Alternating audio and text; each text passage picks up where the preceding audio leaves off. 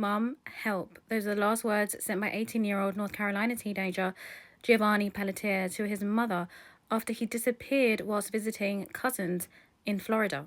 It is now being reported that his body has been found. This is such a tragic turn of events. The Manatee County Sheriff's Office reported that the body was discovered near where Giovanni's backpack was located.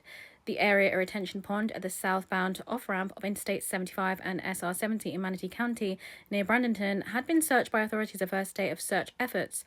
However, the body was ultimately located by a private investigation group hired by the Pelletier family. Authorities stated that no immediate physical evidence of foul play was found, but a toxicology report is expected to take 6 months to complete.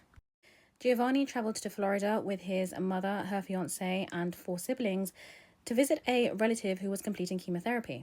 His mother said that he was interested in knowing his biological father's side of family. In Florida, she said that he was craving the culture and the background from his dad's side of the family, and she said that she couldn't give it to him. She is Italian and Puerto Rican descent, and his father is African American. Now, before the family left for Florida, Giovanni joined a text group chat with some of his paternal relatives.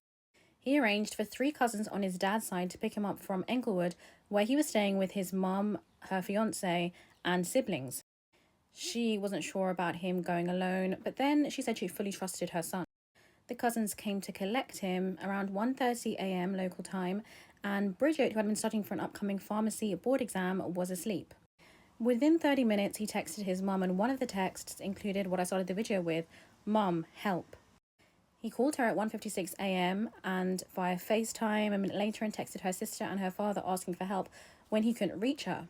His mother said that he didn't notice the missed calls and texts until about 6:20 a.m. on Friday, and then she also realized that she had a missed call from one of the cousins who had been in the car with Giovanni. And that call was nearly an hour after Giovanni was picked up. Bridget then continued and said that Giovanni's paternal grandmother, where Giovanni was heading with his cousins, left her a voicemail alleging that there had been an altercation between the young men and that the cousins had left Giovanni on the side of the road in Bradenton in Manatee County. Bridget tried to reach Giovanni and was unsuccessful, and then went looking for him through GPS data on his phone.